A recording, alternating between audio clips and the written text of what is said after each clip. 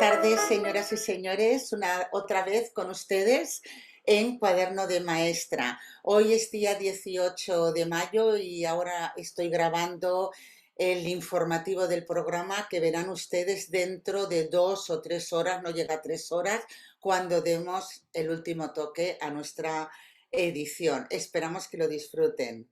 Siempre nos gusta decir que en Cuaderno de Maestra lo que pretendemos, por eso estamos esforzándonos en emitir este programa y les agradecemos tanto su apoyo, porque lo que pretendemos es dar valor a la educación. Para esto, lo primero que damos valor pues es a los docentes, a esas maestras y maestros que sienten que a veces no están suficientemente valorados, pero nosotras desde aquí les damos o les intentamos dar todo nuestro apoyo y les enviamos los mejores mensajes. Por supuesto, también tenemos que dar valor a la literatura, especialmente a la infantil, a la juvenil, a la pedagogía en general. Nosotras nos basamos en unos principios humanísticos y científicos, por eso trabajamos con información y rigor. Y dentro de todos estos principios y de trabajar la pedagogía, pues tenemos nuestra labor en otros programas, en redes sociales, dándonos opiniones, emitiendo información.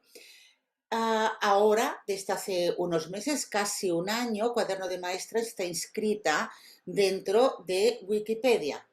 Y el pasado fin de semana fuimos a nuestra primera editatona. A continuación paso a explicarles. Bueno, primero, todo el mundo conoce la Wikipedia. La Wikipedia pues se dice que es una enciclopedia que puede ser editada por todos. Ha habido un gran cambio social desde que existe la Wikipedia. ¿Y quién la edita? Pues la editan personas de manera voluntaria que buscan información y esa información ha de estar debidamente contrastada y están obligados a poner la fuente. Como somos millones de personas en el mundo, pues evidentemente la información se va renovando y ampliando cada día. Nosotros hemos sido una editatona. Vamos a ver, ¿qué es un editatón? También se puede llamar un wikimaratón o una maratón de ediciones. Esto es un grupo de personas que deciden quedar, se reúnen, nos reunimos personal o virtualmente de las dos maneras para editar, crear y mejorar los artículos de Wikipedia. Por supuesto, es una actividad participativa y voluntaria y, como ya hemos dicho, se busca buscar fuentes fiables. Cuando un grupo de personas, de editores, quedan para hacer lo que se llama una maratón de edición o un editatón, pues por regla general lo hacen de una temática determinada. Y luego, igual que hay clubs de lectura, pues también hay clubs de Wikipedia y en esos clubs de Wikipedia se prestan ayuda y apoyo unos a otros, sobre todo a la hora de encontrar fuentes que los archiveros y bibliotecarios hacen también un esfuerzo apoyado por las autoridades en hacerlos de libre acceso. Otro día hablaremos de la Real Biblioteca de España. Y ahora nosotros nos reunimos el pasado sábado en Huesca. No había otra reunión en Barcelona, o sea, fuimos a Huesca para hacer una editatona, que era una maratón de Wikipedia de mujeres o para mujeres. Por supuesto, se admite que se reúnan hombres. ¿Y por qué una editatona? Pues porque hemos descubierto que existe una brecha de género en Wikipedia y esta brecha de género no es buena ni para la cultura, ni para la sociedad, ni para Wikipedia y por lo tanto pretendemos reducirla. Es por eso que un grupo de mujeres de manera voluntaria nos reunimos para participar. Ya he dicho que los hombres están invitados, por supuesto, pero en este caso éramos todos mujeres. La primera editatona que se tiene conocida fue en enero del 2015 en Ciudad de México. ¿Y por qué hemos participado como Cuaderno de Maestra? Primero porque adoramos los datos, nosotros queremos información fiable y luego por nuestra parte, que lo he dicho, una parte humanística que creemos que hay que contribuir a la sociedad y eso es bueno tanto para la educación como para las niñas y para los niños.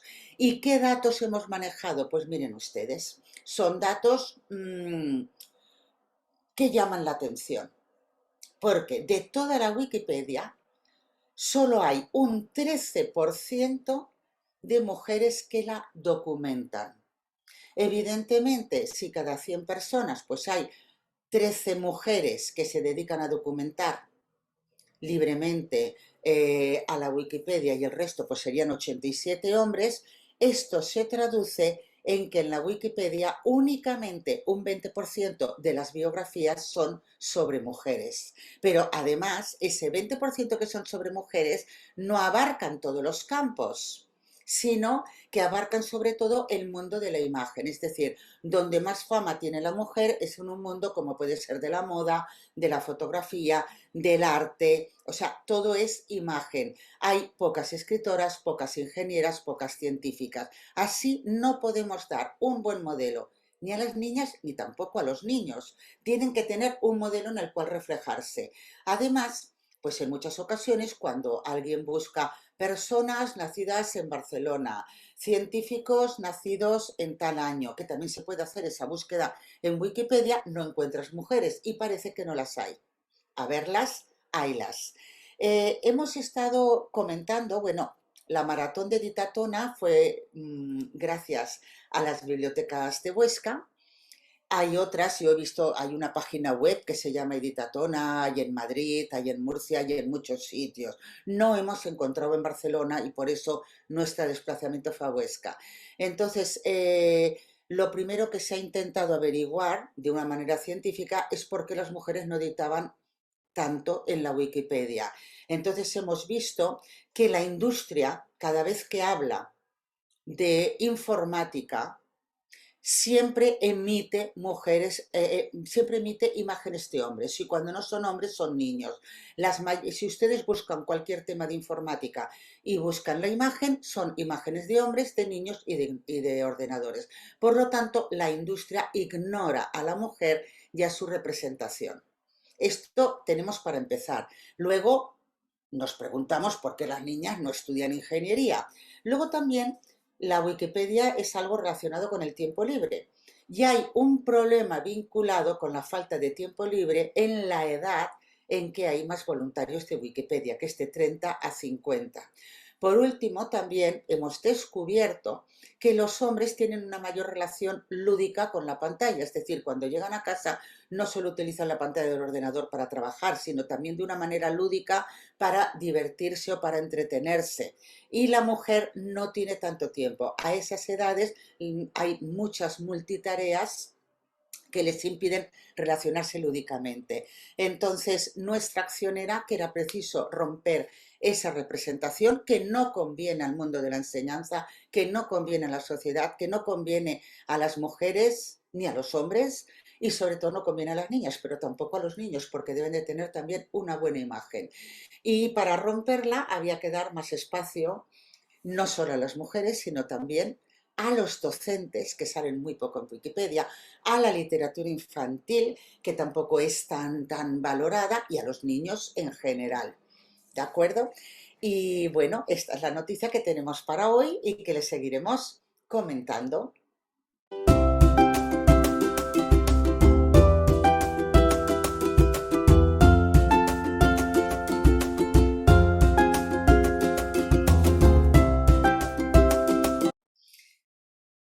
A continuación pasamos a hablar del sumario. Hoy Ana Teberoski ha decidido seguir con las fábulas. Ya ha decidido seguir con las fábulas porque también estamos viendo que hay un tipo que las fábulas hoy en día no se están emitiendo tanto y son muy importantes. Son importantes en dos aspectos. Uno es el aspecto pedagógico, moralizante que siempre tienen y este está íntimamente ligado con la educación. Y luego también hay otro aspecto porque es un relato, una narración corta que al final tiene una moraleja. Entonces, si no se entiende la moraleja, es la prueba, como dijo Ana, de que no se ha entendido bien la narración, por lo tanto hay que volverla a leer. Es decir, es un tipo de narración que es muy importante y es interesante de utilizar. En el colegio hay que usar diferentes tipos de narraciones y no podemos olvidar esta.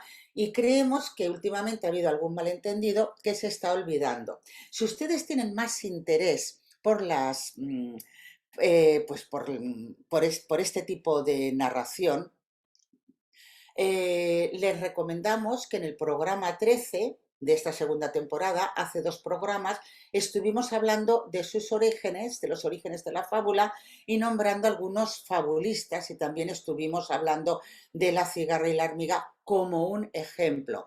En nuestro anterior programa, que también estuvimos hablando de la fábula, ya hablamos de su estructura, de la moraleja y de los usos de esa moraleja. Estuvimos nombrando más de 20 aspectos humanos que hacían referencia, hacían referencia a aspectos humanos como la avaricia, la codicia, la soberbia, la humildad, que las fábulas salen, y también nombramos más de 20 títulos de fábulas famosas. Hoy volvemos con una fábula, pero esta vez Ana nos hablará de la sopa de piedra, una fábula tradicional. Cuando termine Ana, volvemos a tener entre nosotros con muchísimo gusto, desde aquí una gran bienvenida, una fuerte bienvenida a Pilar Ledesma, que va a hablar cómo trabaja la ortografía. Y con esto acabaremos el programa. Les recuerdo que a finales de junio nuestro programa dejará de emitir hasta septiembre del año que viene. O sea, nosotras seguimos el temario o el curso escolar. Esto es todo con ustedes dentro de un momento. Muchas gracias.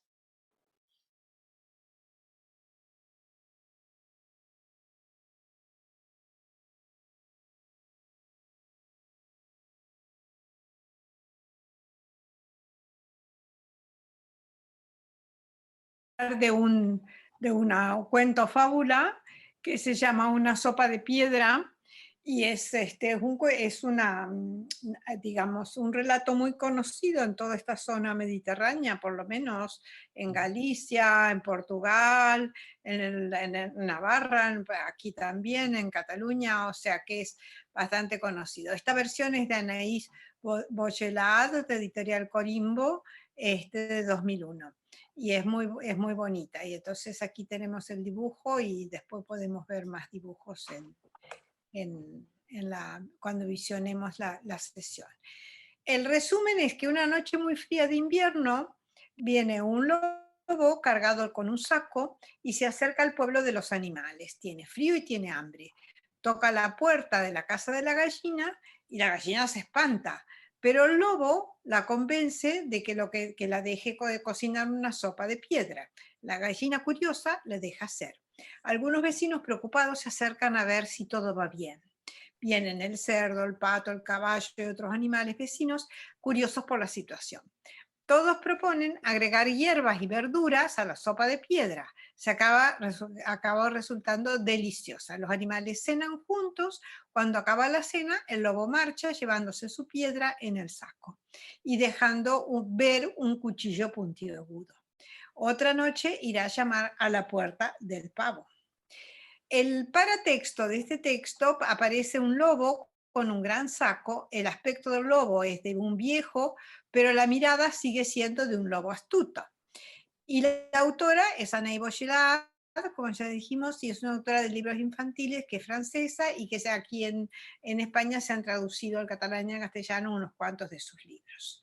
Vamos a hacer el análisis de este cuento desde el punto de vista del eje narrativo, vamos a mirar luego el eje lingüístico y finalmente el eje gráfico y de la ilustración.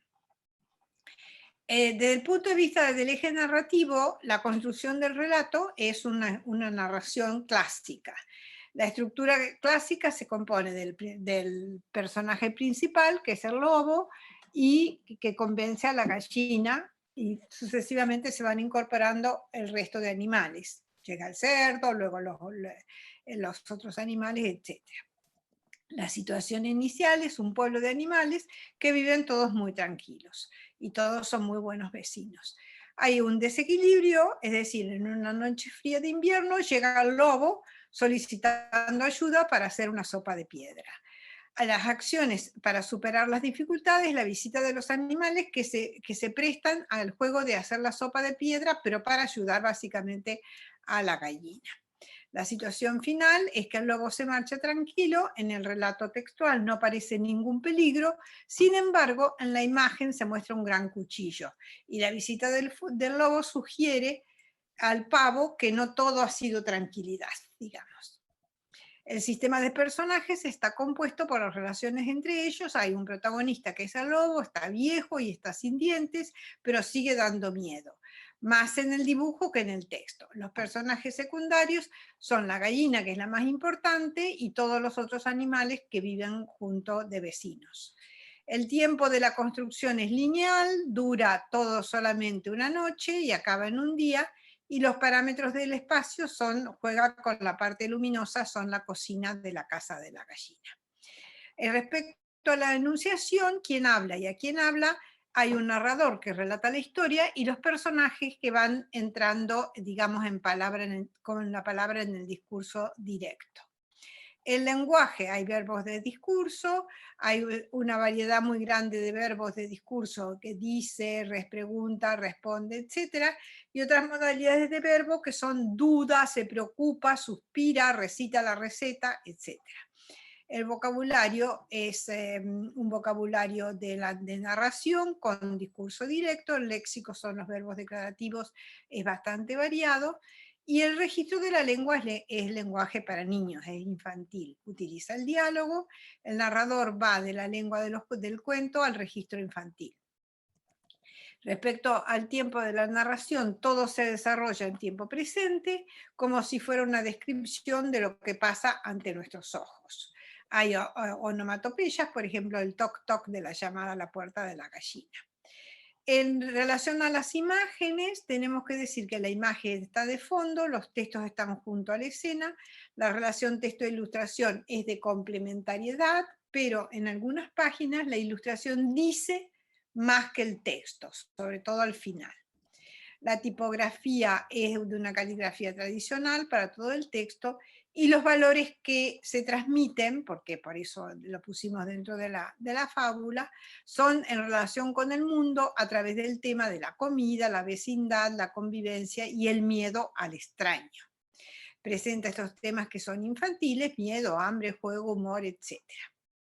La moraleja que de aquí se despide, o podemos extraer, es la idea de que con la cooperación entre los animales, se entiende, se alcanzan resultados notables, aun cuando se parta de contribuciones pequeñas e incluso insignificantes.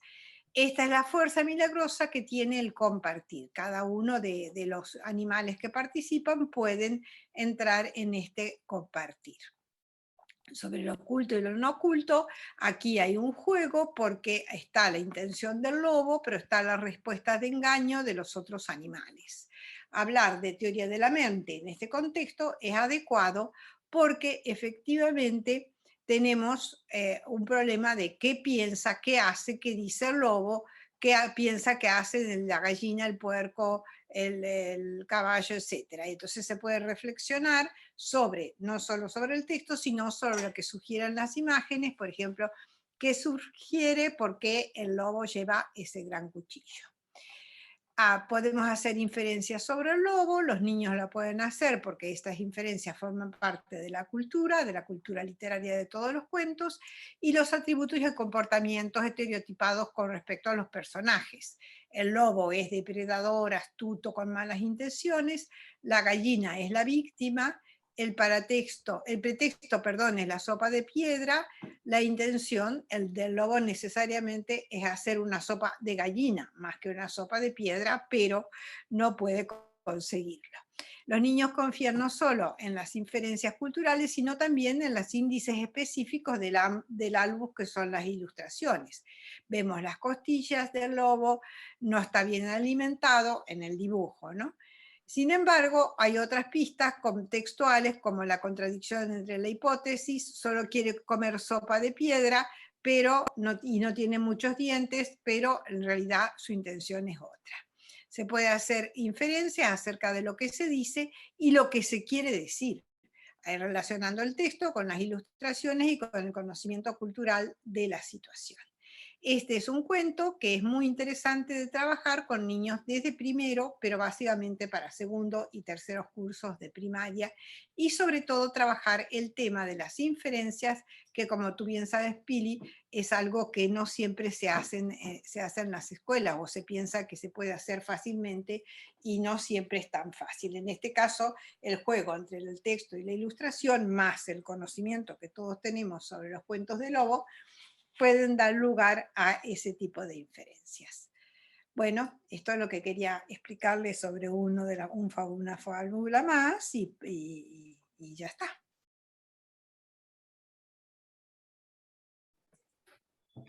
Hola, buenas tardes a todos. Hoy tenemos a Pilar Ledesma, que es profesora tutora del segundo curso de la Escuela Pública Juan Sobrarias de Alcañiz.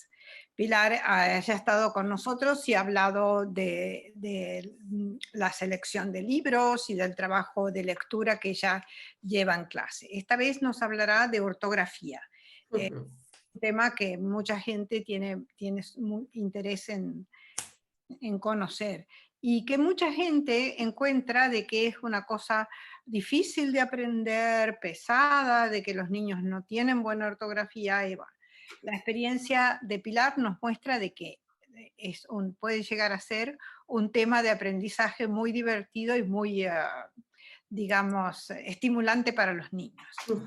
Entonces, explicará qué es lo que ella hace y luego haremos un diálogo con preguntas para aclarar algunas cosas. Vamos, Pilar. Muy bien, hola Ana. Mira, el tema de la ortografía, como bien dices, es un tema que en los docentes suele resultar bastante escabroso porque no está del todo claro cómo enseñarlo, se han ideado muchos métodos, se han escrito muchos libros, se han puesto en práctica muchas iniciativas y sin embargo las dificultades siguen persistiendo y sigue habiendo adultos con enormes problemas de carácter ortográfico. En mi experiencia, bueno, pues gracias a lo que tú me mostraste cuando desarrollé la tesis doctoral, me fui dando cuenta que efectivamente había que diferenciar varias cuestiones. Una de ellas es que en el proceso de alfabetización inicial, es decir, cuando los niños y las niñas aprenden a leer y a escribir, es interesante diferenciar ya en un primer momento cómo van adquiriendo pues todas esas nociones y van contrastando todas esas hipótesis que ellos desarrollan acerca de lo gráfico, de cómo escribir lo que oyen. Y entonces en ese proceso empezamos a diferenciar ya cualitativamente distintas manifestaciones. Vemos por un lado que hay niños que efectivamente empiezan a escribir, llega un momento que escriben todo junto, luego van separando y en ese momento empieza a haber muchas diferencias, claro, porque no todos desarrollan esos procesos a la vez y del mismo modo.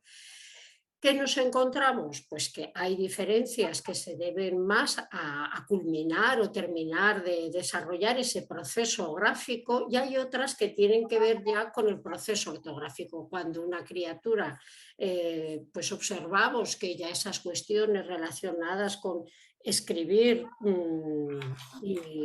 y desarrollar el proceso gráfico empiezan a tener inquietudes sobre el ortográfico porque de alguna manera ven que hay dos letras para un mismo sonido, empiezan a observar ciertas cuestiones que en el aula se ponen en evidencia.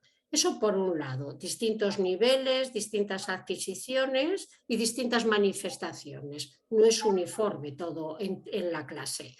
El segundo elemento es que no es lo mismo enseñar ortografía de manera aislada que de manera contextualizada. Si utilizamos el aprendizaje significativo como un elemento contundente y de consideración en todos los procesos de aprendizaje, en el tema de la ortografía también es un elemento importante. Es decir, cuanto más texto utilicemos para estos procesos de enseñanza y aprendizaje, más significativo va a ser para la criatura y por ende pues, va a ser muchísimo mejor.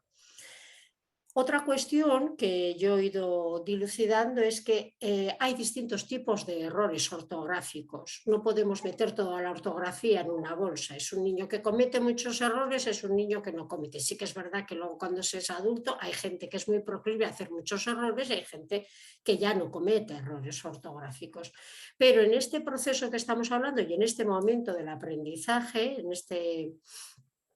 esta situación de primero, segundo, de primaria, empezamos a ver que existen errores que se deben a esa cuestión gráfica que está todavía sin terminar, es decir, hay muchas uniones, se dejan muchas letras, eso sería cuestión gráfica, pero luego por otro lado vemos que hay otros errores que se deben a digamos, al contexto de las letras, los dígrafos, el que con una letra suena de una forma y se escribe de una manera, todo eso sería otro tipo de errores ortográficos. El tema de la palabra, y luego la H, la B, estas convenciones que tiene el sistema de la lengua y que no tiene mucha explicación, digamos, para el niño, no puede pensar mucho sobre a qué se debe que unas veces vaya con B y otras veces vaya con B. Esta sería, como digo, otra cuestión. Otro elemento que yo apunto como interesante para reflexionar en el profesorado es la cuestión de la conciencia ortográfica. Los niños y las niñas a estas edades, incluso un poquito más adelante, puede ser que no tengan conciencia ortográfica, que no piensen sobre que hay palabras que se escriben de una manera y están bien escritas y se escriben con determinadas letras, con otras letras están mal escritas o que es necesario escribir bien para cuando mostramos los textos. Esa idea de que debo pensar en esas cuestiones en los niños no existe y eso hay que fomentarlo dentro del aula, de la escuela. Y la última, que yo creo que es bastante importante, es que yo incluso no me había planteado hasta qué punto la frecuencia del trabajo ortográfico es importante como lo es en otro tipo de enseñanzas. No puede ser que dediquemos una hora o una serie de ejercicios mecánicos a la semana para que esa cuestión esté solventada. Ni se fomenta la conciencia ortográfica, ni se pueden solucionar los errores que las criaturas comen a nivel ortográfico, porque se trata de manera aislada, se trata con una serie de ejercicios repetitivos y no ves tampoco una secuencia de trabajo donde ayudes y se puede hacer una mediación con los niños sobre esta cuestión. Por lo tanto, digamos que esas serían las 5 primeras cuestiones que yo tendría en cuenta antes de abordar todo el tema de la ortografía. Son cuestiones previas que en los equipos docentes deberíamos de plantearnos y de revisar para ver si esto se lleva a cabo antes de iniciar una revisión sobre nuestro trabajo con respecto a la ortografía. Bien, el aprendizaje contextualizado, cuando hablaba de aprendizaje contextualizado, a lo que me refiero es bueno, pues la oportunidad que podemos desarrollar en las clases de trabajar con los textos y no solo con unos ejercicios. El trabajar con textos tiene una importancia primordial porque tenemos un modelo. Los niños pueden ver las letras, pueden ver las palabras, pueden manipular el texto y podemos utilizarlo como elemento de estudio y de trabajo con ellos a través pues, de una serie de tareas que ahora explicaré. ¿Qué tipo de textos? Pues los textos que utilizamos para los otros aprendizajes e incluso hay textos que se prestan bastante a este tipo de trabajo, como puede ser los abecedarios o el libro de Tras las letras, donde aparecen relatos cortos donde la letra es la protagonista, digamos, en cierto modo, del texto que desarrolla Antonio Rubio, y donde ese texto que se ha creado invita al docente, invita al niño a pensar sobre la letra y a trabajar sobre el texto. Y esta es la tarea que yo desarrollo con los niños en clase. Esta tarea consiste en muchos momentos en anticipar con ellos los posibles errores que van a poder aparecer. Digamos, estamos hablando todo de hipótesis. Efectivamente, cuando a los niños y a las niñas les planteas vamos a pensar de este texto que yo os voy a dictar o de este texto que vamos a copiar, en qué palabras podríamos cometer errores. La primera vez que lo hacemos se quedan parados como diciendo, pero ¿por qué vamos a escribirlo mal? Si escribir bien, claro, entonces es cuando te das cuenta que escribir bien para ellos está en otra idea de lo que nosotros estamos pensando. Y es a base de la práctica y a base de poner ejemplos. Mira, no, es que, por ejemplo, bosque lo podemos poner se escribe con B, lo pone el texto B, se pone con B, deberíamos de escribirlo así, pero a veces nosotros podemos ponerlo con V, pero con V no está bien puesto. Y esta conversación y esta revisión o esta manera de anticipar y mirar las palabras que son susceptibles de cometer errores, esa práctica desarrollada a lo largo del curso es lo que les ha favorecido bastante el, antes de empezar a escribir, empezar a pensar sobre esa cuestión de intentar escribir bien. Anticipar errores sería una idea. Otra idea es tener una práctica continuada de revisar los textos, es decir, no solo volver a leer las producciones que desarrollamos en el aula, bien sean individuales, bien sean colectivas, a crear ese hábito de revisar si tiene sentido lo que hemos escrito, si está bien escrito y si ortográficamente está bien o si hay alguna palabra que nos puede generar duda. También tenemos un mural de ortografía con aquellas palabras de uso frecuente. Las palabras de uso frecuente son las que suelen aparecer en la clase, las que solemos manejar con los textos.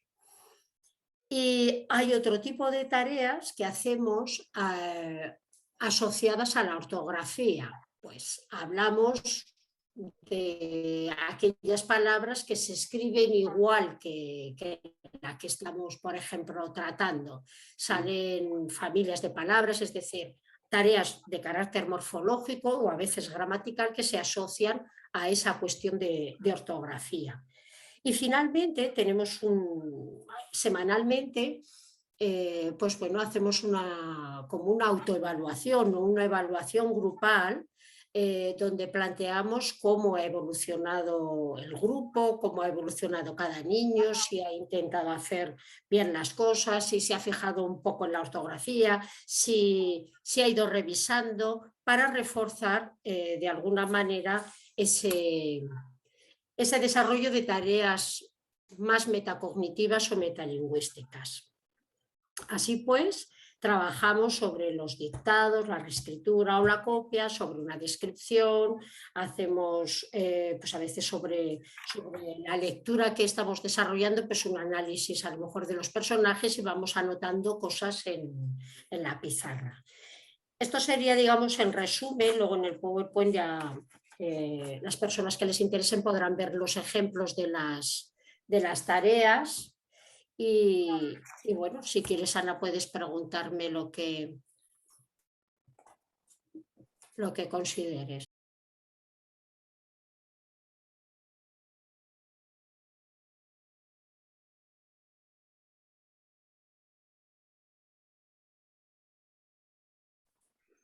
Bueno, una de las cosas que generalmente se dice, Pilar, y se relaciona la ortografía con la lectura. Sí. ¿Piensas? ¿Se mantiene esta relación o cómo la encaras tú en clase? Yo también antes pensaba que la ortografía era directamente proporcional a la cantidad de lectura, pero la práctica nos dice que efectivamente no es así, no como mero hecho aislado. Una persona muy lectora sabemos que puede cometer muchos errores ortográficos, porque tú puedes leer, abstraerte de cómo está escrito y pensar en el significado sin tener en cuenta la escritura. Bueno, Además, yo entiendo que tampoco es una cuestión de mera memoria visual, sino más de reflexión sobre la escritura y más de ponerse en situación de escribir y de pensar sobre lo que se escribe. Si bien lo que se escribe, como he dicho antes, es interesante que venga de un texto, de una lectura de algo que también puede estar relacionado. claro, o sea que es esto que ya habíamos dicho con Emilia Ferreiro, de que el conocimiento de lo alfabético pasa más por la escritura que por la lectura. En el caso de la ortografía también pasaría, digamos, más por la escritura.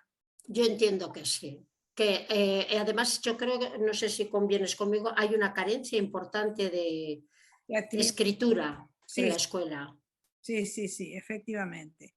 Y tú sabes que uno de los problemas es ese, o sea, la lectura puede ser global y en ese caso entonces no hay una fijación, atención, digamos, a la ortografía de las palabras. Ujú.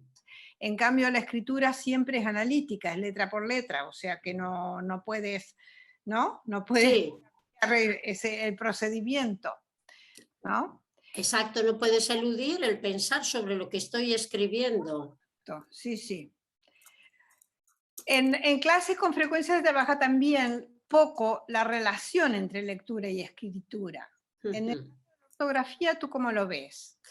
Veo exactamente lo que te estaba comentando. Se hace mucho hincapié incluso en las políticas educativas, se hace mucho hincapié en la lectura. Sí, Es como si la lectura fuera el final de todo el aprendizaje de la alfabetización, pero es que la lectura tiene que pasar por la escritura y por la oralidad también.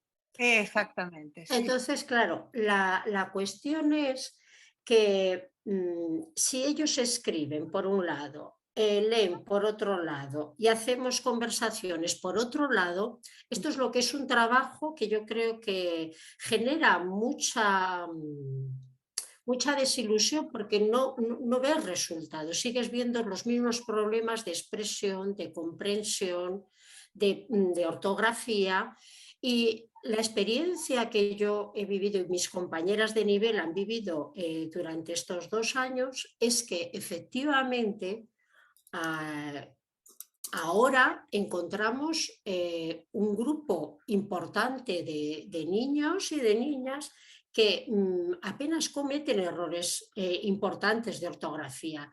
Escriben bastante bien, pero claro, es un trabajo de lectura, oralidad, escritura, oralidad, leer. Es continuamente lo mismo, es darle vueltas a lo oral y a lo escrito para potenciar la reflexión y para que ellos se puedan fijar realmente en esa escritura y puedan leer mejor. Es evidente que esto que planteas de la interrelación entre oralidad, leer y escribir no se puede hacer con ejercicios y palabras sueltas, por eso propones trabajar con los textos.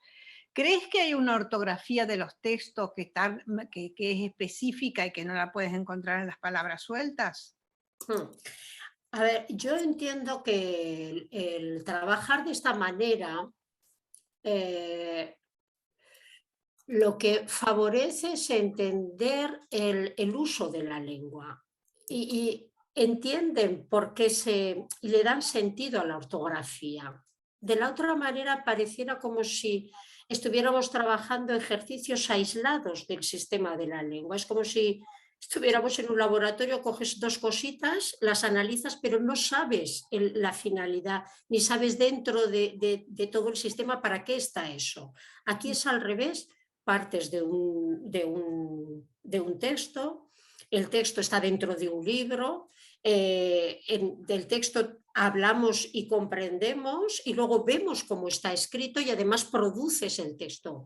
Y a veces escribes el propio texto, memorizas el texto y digamos que vuelves a hablar sobre lo que has escrito. Y entras en un proceso donde el lenguaje en uso forma, digamos, se pone encima de la mesa, no el lenguaje aislado. Exactamente, de acuerdo. Y claro, es cierto, perdona, que también de todo ese discurso o de ese texto, en esos momentos sí que es pertinente y sí que tiene sentido coger fragmentos y aislarlos del texto. Pero ellos saben de dónde sale y en qué momento y por qué está saliendo. Exactamente, de acuerdo. En Uh-huh. la exposición hablaste también de la autoevaluación y de la manera que los niños pueden modificar o corregir su propio texto.